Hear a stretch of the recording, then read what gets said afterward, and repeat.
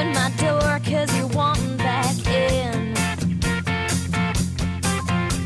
Your eyes are all red from apologizing, but you ain't the only one here that's been lying. I've got a few little secrets of my own.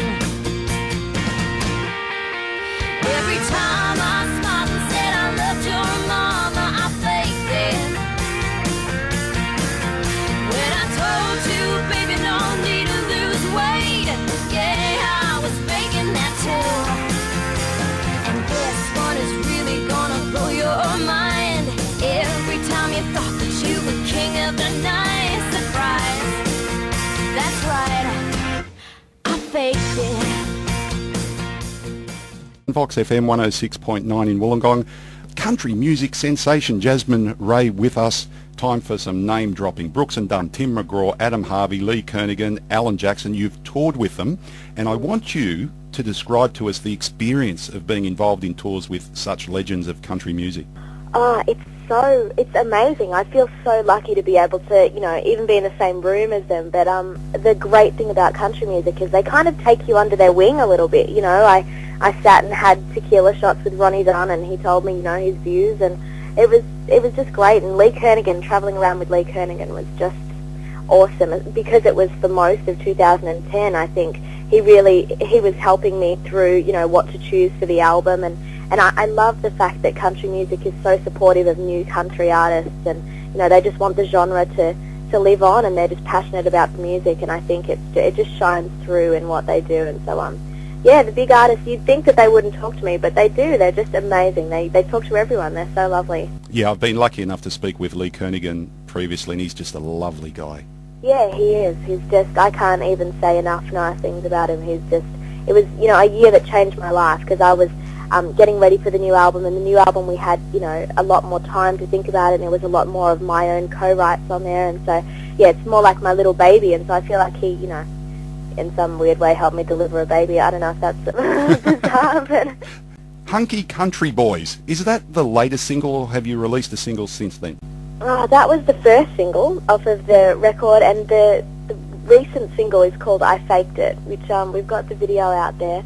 And yeah, Hunky Country Boys I wrote with Matt Scullion, which it was our first time getting together. We hooked up through Lee Kernaghan, and I didn't think we were going to write a song that day. I thought we were going to just hang out and see if we wanted to write a song on a later date, but it was, the last song I wrote before we went to Nashville, and I love it. I love doing it on stage. It's a very passionate song about Hunky Country Boys. Who wouldn't be passionate about that?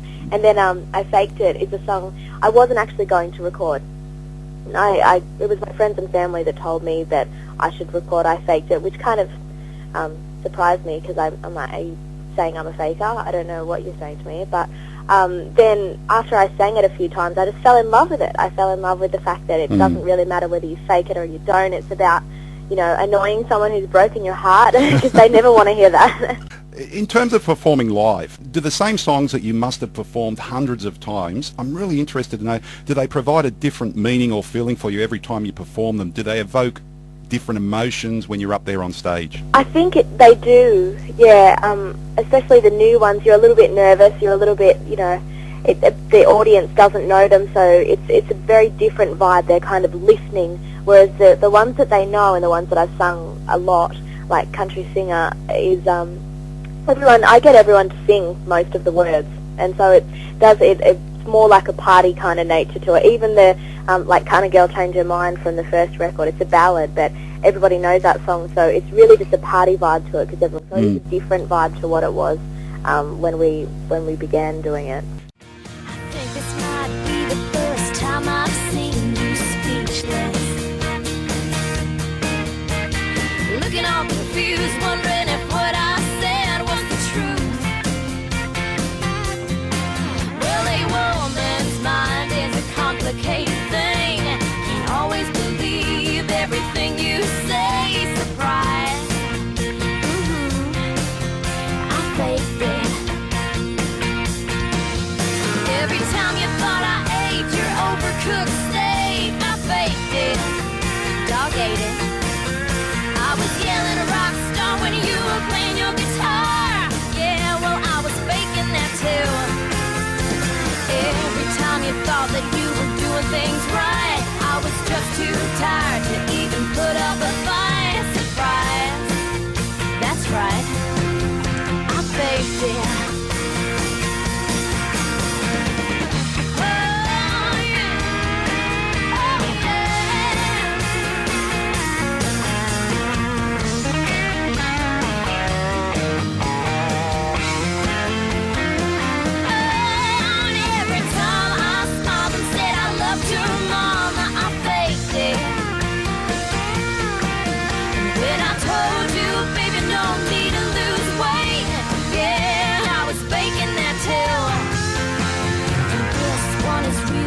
Blow your mind every time you thought that you were king of the night. Surprise, that's right, I might have lied.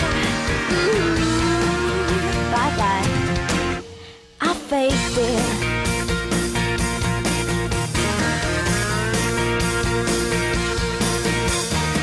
Sticking with the live theme, audiences. Do you find they're different everywhere you perform? Now, I'm thinking you just can't assume an audience from Nashville will react the same way compared to an audience from Tamworth.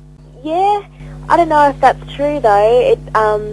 It's true you can't tell what the audience is going to be like. In Nashville, they're a lot of the time on a bigger scale, but they're, I don't know, Aussies are just as passionate as people in Nashville. I really believe that. Country fans everywhere are just out to have a great time, and they listen to the stories of the songs. I think that's what's really important. So they do have those similarities, but yeah, it's every night is, you're right, it's very different. Sometimes you're out there with an acoustic guitar and you think you're going to get an audience that's going to fall asleep, and then they just, you know, they're throwing Bundy everywhere and they're having an amazing time, so it's great. As long as they don't throw the Bundy at the performer, that's fine, I think. No, that's true. I haven't had that yet. No black eyes. As someone who is not a performer, I want to get an idea from yourself just before you head out on stage and you're behind the scenes there. You can hear the thousands of fans waiting for you to belt out your first number. How do you feel? Are you nervous? Are you excited? Like, let's get out there? It depends. If it's like the first, I'm not one to lie about this. I do get nervous if it's a show that we haven't played before, if it's new songs, or if it's a new band, or if we haven't done a gig in a while. Like, we did Rod Laver Arena, which is massive, and it's in my hometown, and it was the first time I'd played that, and we hadn't had a gig for 3 months, and it was new songs, and it was a new band. So I was shaking in my boots backstage. They're like, Jasmine Rae, and I'm like, no, and my mum was out there. It was so scary, but I think people can't really tell after the first half of the first song. It feels the same. You just kick back into gear again. It's, you know, it's all in there. But, you know, sometimes it feels you're ready to rock backstage, you know. But, yeah, sometimes you're shaking in your boots. Just to let you know, I've got inspiration for another song title, Shaking in My Boots. I'm just trying to help you here, Jasmine. I'm writing it down. I am writing for the new album. I'm going off on a songwriting trip very soon. So it's, actually, talking about songwriting, is there a set rule, or do you sometimes just surprise yourself when a song just pops up out of the blue? Yeah, it is like that. It's completely a surprise. I think it was Paul Kelly that said, you know, if I knew how to write a hit song, I'd write one every day. And so even it just comes to him in different situations, just different ways. And I could be driving, I could be chatting to someone, I could be having a shower, and it's always hard in the shower because there's no pen and paper in the shower. But yeah, it comes all different kinds of ways, but you do have to almost always have the discipline to sit down with each idea with my kind of songs, yeah. Well, we're running out of time, and thanks so much for your time today. Thank you. One final question. Now, it's going to be a serious question to end the interview. I'm sorry, but that's just the way it is. Lord. What did you buy with your very first royalty check? Was it the Rolls Royce? I'm about to buy a new computer and a bit of a studio set, because I still haven't my biggest royalty check. Obviously, they get bigger. So I got the biggest one earlier this year, and so I'm just like, oh, I can buy a new studio setup. But yes, I also bought a Rolls Royce and a mansion and, you know, all that kind of stuff. You know, children from Africa, I bought them too, you know. Elvis Presley and Madonna would be proud. Yes, yeah. Jasmine Rae, thank you so much for joining us on Vox FM today. Oh, thank you so much, Dave. All the very best in the future. Yes, you too. 'Cause I don't wanna talk about it, think about it, know about it, care about it, joke about it.